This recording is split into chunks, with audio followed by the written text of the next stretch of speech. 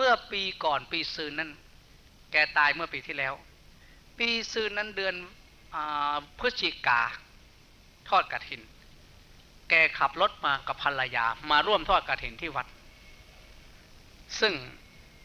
แกมารีบๆเอาเงินมาถวายร่วมกฐินสามัคคี 1,000 บาทแล้วอีก1,000ก็เอาใส่ซองมาถวายอาตมาอันนี้ผมถวายอาจารย์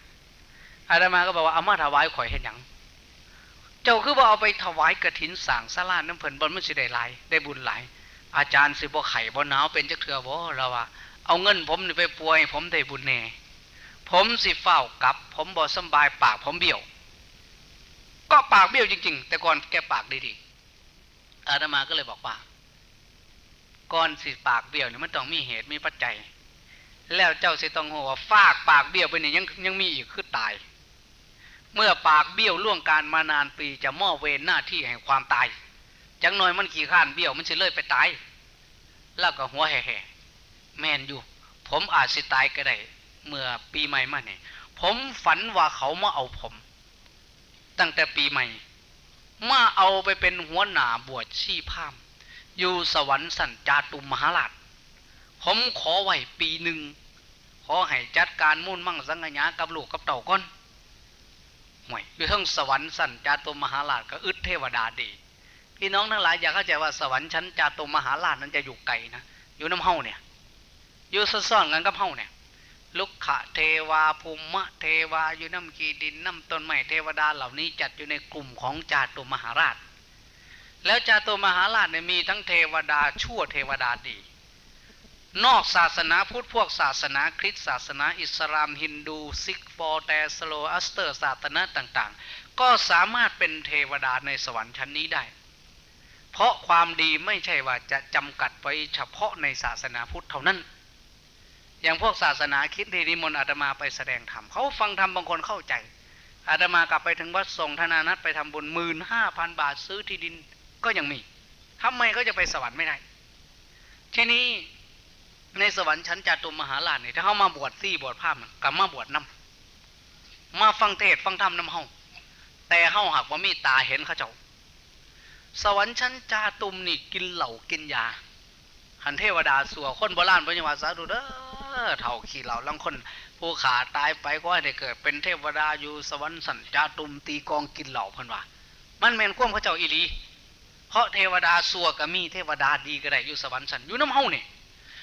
50 ปีเมืองมนุษย์เท่ากับ1 วันที่นั่นแต่ก็อยู่ซ่อนกันเนี่ยอาตมาไปแสดงธรรมที่บ้านนาแต้ยังไม่ไปเขามานิมนต์ไว้10 กว่าวันแล้วอีก5 วันจะไปแสดงวันหนึ่งมีคนมาถามมาจากหมู่บ้านหนึ่งมาถามว่าท่านอาจารย์สิไปแสดงธรรมบ้านนั้นน่าแต่แมนอิริบอวันที่5แม่นั่นแหละข้าเจ้านิมนต์อาตมาไว้ว่าซั่นพออาตมาพูดอย่างนี้เล่าไห้เลยไห้คือมาหัวเจ้าไห้เฮ็ดหยังก็เอาเงินใส่ซองบาทใส่จานขน่อยขอถวายสร้างศาลา1,000 บาทอุทิศส่วนกุศลให้พ่อที่มาถามอาจารย์นี่มือขึ้นฝันเห็นพ่อตายไป40 ปีบ่เคยฝันเห็นกันจักเถื่อเมื่อคืนนี่ฝันเห็นพ่อมาเลยบ่ขึ้นเฮือนมาเอิ้นลูกเอ้ยพ่ออยากได้ข้าวขอข้าวน้ำแน่อยากได้ยาสูบห่อให้พ่อน้ำแน่ลูกก็เลยว่าอีพ่อเอ้ยเจ้าตายไปแล้ว40 ปีบ่เคยเห็นข่อยดีใจเด้เห็นเจ้าสามารถอยู่ไกลแท้คือบ่มาขึ้นเฮือนพี่ข่อยสิให้บ่สอนซุแนวหิมาพ่อบอกว่าพ่อเฝ้าเจ้าสิเฝ้าไปใส่ไปฟังเทศอาจารย์สมภพเพิ่นสิมาเทศบ้านหน้าแต่วันที่5มื้อนั่นเป็นวันที่28วันที่5มันยังไกลอยู่มื้อนี้เป็นวันที่28ไทยเฮา50 ปีข้าเจ้ามื้อหนึ่งมันก็เลยวันที่5กับ28นี่บุดเดียวนึงมันใกล้กันข้าเจ้าก็เลยว่าบ่ได้ดอกคนไปหลายย่านบ่มีบนนั่งยายคนนั้นแกบอกว่าเลี้ยวไปเนี่ยเต็มถนนหลุดๆหลายๆโอ้ผีก็ไปฟังเทศดิข้าเจ้าว่าบ่แม่นผีนั่นเทวดาชั้นจาตุมหาราชอยู่คือเฮาเนี่ยก็เลยบ่มั่นใจตื่นขึ้นแม่นอีหลีบ่อาจารย์สมภพสิไปเทศวันที่5อีหลีบ่ก็เลยมาถามอาตมาบอกว่าแม่นอีหลีข่อยสิไปวันที่5งานศพพระจังซี่ล่ะข้าเจ้าม่นไว้ พวกนั้นบอกว่าสิไปฟังเทศอาจารย์สมภพเต็มถนนย่านบ่มีบนอยู่บนนั่งกูไปก่อนว่าซั่นลูกสาวไม่เคยฟังเทศก็ต้องไปฟังคิดว่าพ่อคงจะไปนั่งอยู่หั่นล่ะเจ้าของก็ไปนั่งทั้งหนาเลยอาตมาไปแสดงธรรมหลังจากนั้นโยมคนนั้นแกก็ติดฟังธรรมติดสมาธิมาบ้านขามใหญ่เมืองอุบลก็มาปฏิบัติธรรมนำคู่มือนี่รู้ได้ย้อนพ่อนั่งสมาธิติดคู่มือนี่ม้วนผัวอยากไปบวชไปโลดข่อยก็สิไปคือกันข่อยฮู้จักแล้วของดีข่อยได้ไปปฏิบัติธรรมไปย้อนพ่อขึ้นฮอดพ่อฝันเห็นพ่อไปฟังเทศอันนี้เล่าให้ฟังในสวรรค์ชั้นจาตุมเนี่ยเขาต้องมีการบวชชีพราหมณ์บ่มีหัวหน้ากสิมาจังเฮาเนี่ยแต่ว่าโยมดีนี่แกเป็นหัวหน้าคันบวชชีบวชพราหมณ์เล่าเสื้อผ้าขาวไปแจกหาตั้งโรงท่านเลี้ยงแต่ว่าตนเองบ่ได้บวชเลยฝันว่าเขาสิมาเอาผมขอไว้ปีนึงเดี๋ยวนี้มันเดือนพฤศจิกาเจ้าก็อีก2 เดือนสิตายพอใหญ่ดีอาตมาบอกเขาเอาอีหลีได้พวกเนี่ยเพราะเหตุนั้นเจ้าต้องฝ่าวมาปฏิบัติธรรมเด้อเจ้ามีแต่กินแต่ท่านเจ้าบ่ทันได้เจริญสมาธิภาวนาจักเทื่อ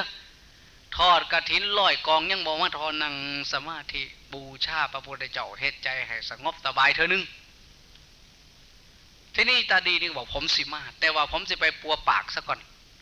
อาตมาก็เลยถามว่าปากเจ้ามันเป็นหยังผมฝันว่าเขามาบอกเลขให้ซื้อเลขซื้อถือแล้วให้สร้างซุ่มพักดูแต่ตาดีแกบอกว่าแกไม่ซื้อเลขเพราะปฏิบัติธรรมจะไปซื้อเลขได้อย่างไรมันเป็นการเล่นการพนันบ่ซื้อเลขซื้อหวยบ่กินเหล้าบ่สูบยากูบ่ซื้อไปบอกให้ผู้อื่นพุ่นผีมันบอกว่าบอกผู้อื่นมันถือแล้วมันก็บ่กินบ่ทานบ่สร้างซุ่มพักดูให้มันบ่อยู่ในศีลในธรรมบอกเจ้านี่ล่ะเจ้าอยู่ในศีลในธรรมเจ้าถือแล้วให้เจ้าไปสร้างสุ่มพักตูให้ในเด้อตาดีบอกว่าบ่ซื้อก่อนเจ้าบ่ซื้อข่อยสิบิดปากเจ้ามันว่าตาดีแกก็พอมันบอกแล้วแกก็ไม่ซื้อ3-4 มื้อตื่นมาปุ่นท้องคลื่นไส้อยากจะอาเจียนน้ำลายไหลมาได้ทมน้ำลายเบิ่ง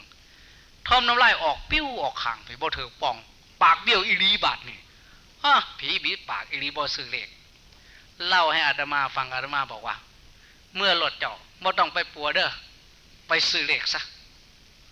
มันบ่ผิดศีลบ่อาจารย์ว่าซั่นอาจารย์คือจังสอนบ่ให้ผมเล่นการพนันบ้านนี้คือจะให้ผมไปซื้อเลขซื้อปัวปากซื้อบ่แม่นซื้อการพนันเจ้าซื้อแล้วบ่ถูกปากเจ้าก็สิดีมันบิดปาก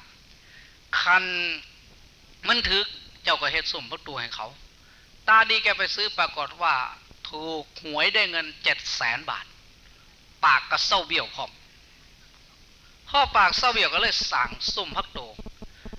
สร้างซุ้มประตูนี่180,000 บาทให้เงินเข้าไปแล้ว 90,000 ยังเหลืออีก 90,000 บาทนี่เตรียมตัวได้บาทในวันที่10 มกราถึงวันที่17เป็นวันปฏิบัติธรรมวันนัดพบที่นิพเพทปรารามที่บ้านแพทย์ที่วัดอาตมาโยมดีนี่ก็เลยเตรียมตัวสั่งลูกสั่งหลานบอกเมียสิเอารถไป2 คันเพื่อที่จะนำคนไปปฏิบัติธรรมเสร็จแล้วเป็นอย่างไรยังวันหอดวันที่27นี่กลางคืนนั่นเท่าดีฝันแล้วฝันว่าเขามาเอามาคือเก่าแล้วบักสุดแดง2 คนมาแล้วได้บาทในวสันพ่อใหญ่ครบปีหนึ่งแล้วเจ้าบาทในวสันพัดอีกบ่ได้พัดเพี้ยนอีกบ่ได้ตาดีก็แน่ใจเลยว่าโอ้ปีหนึ่งมันก็ปีหนึ่งอีหลีตัวเนี่ยวันที่27 มกราตื่นวันที่27 ธันวาตื่นขึ้นก็28ตาดีลุกขึ้นได้บอกเมียแม่งาเอ้ยข่อยสิตายจากเจ้าข่อยบ่ได้อยู่ถวายเด้อสุมพักดูเจ้าผ้าหลวงผ้าล้านถวายเบิ่งแง่งเด้อสร้างว่าจังซั่นแต่เขามาเอาข่อยอีกแล้วเจ้าอย่าขึ้นฮอดข่อยเด้อคันขึ้นฮอดข่อยก็ให้เจ้าเฮ็ดคือข่อยผ้าเฮ็ดผ้ากันกินผ้ากันท่านหูจักวัดจักว่าฟังเทศน์ฟังธรรมเสร็จแล้ว